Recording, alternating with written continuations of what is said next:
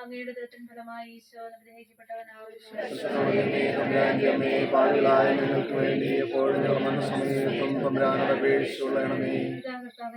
നിന്റെ വചനം പോലെ നിലാവട്ടെ.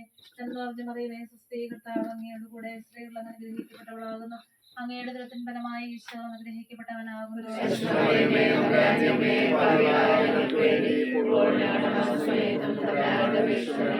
വചനമാംസമായി നമ്മുടെ ഇടയിൽ വസിച്ചു. നന്മ നിറഞ്ഞ മറിയമേ സുസ്ഥീ, കർത്താവ് അങ്ങയുടെ കൂടെ സ്ത്രീകൾ അനുഗ്രഹിക്കപ്പെട്ടവളാകുന്നു.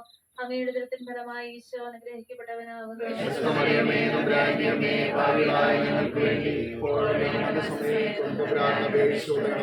ഈശോ മിശിഹായുടെ വാഗ്ദാനങ്ങൾക്ക് ഞങ്ങൾ യോഗ്യരാകുക. നീതിയുടെ നഗരമെന്ന്, വിശ്വസ്ത നഗരമെന്ന് നീ വിളിക്കപ്പെടും. സിയോൻ നീതി കൊണ്ട് വീണ്ടെടുക്കപ്പെടും. അവിടെ അനുദപിക്കുന്ന എല്ലാവരും ധർമ്മനിഷ്ഠ കൊണ്ടും. എന്നാൽ കലഹപ്രിയരും പാപികളും ഒന്നടങ്കം നശിക്കും. കർത്താവിനെ പരിത്യജിക്കുന്നവർ നിശേഷമില്ലാതാകും. നിങ്ങൾക്ക് ആനന്ദം പകർന്ന കരുവേല മരങ്ങൾ നിങ്ങളെ ലജ്ജിപ്പിക്കും. നിങ്ങൾ തിരഞ്ഞെടുത്ത ഉദ്യാനങ്ങളെക്കുറിച്ച് നിങ്ങൾ ലജ്ജിതരാകും. നിങ്ങൾ ഇലകൊഴിഞ്ഞ കരുവേല വൃക്ഷം പോലെയും വെള്ളമില്ലാതെ ഉദ്യാനം പോലെയും വിഷമിപ്പിക്കാൻ ആരും ഉണ്ടാവുകയില്ല. യെശയ്യാപ്രവാചകന്റെ വചനം വലിയ താക്കീതുകളുടെ ശബ്ദമാണെന്ന് നമുക്കറിയാം. ഏത് കാലഘട്ടത്തിലും മനുഷ്യൻ ദുഷ്ടതയിലും കലഹത്തിലും വഞ്ചനയിലും ജീവിച്ച് ജീവിതം രക്ഷപ്പെടാമെന്ന് കരുതി ജീവിച്ചുകൊണ്ടിരിക്കുകയാണ്. മറ്റുള്ളവരെ ദ്രോഹിച്ചും മറ്റുള്ളവരെ സങ്കടപ്പെടുത്തിയും മറ്റുള്ളവരുടെ ജീവിതത്തിന് കരുനിഴൽ വീഴ്ത്തിയും മനുഷ്യർക്ക് രക്ഷപ്പെടാമെന്ന് അവർ വെറുതെ തെറ്റിദ്ധരിക്കുകയാണ്.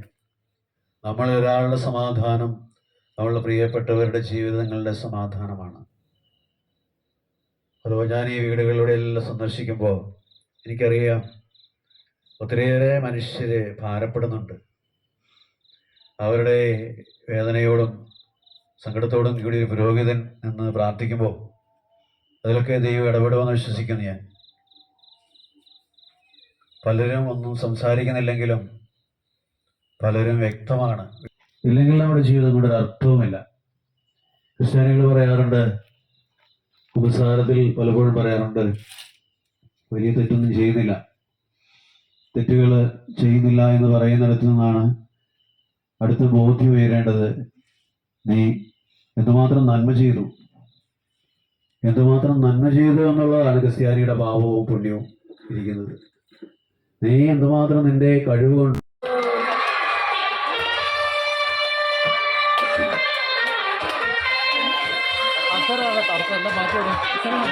കേറുന്നില്ലല്ലോ.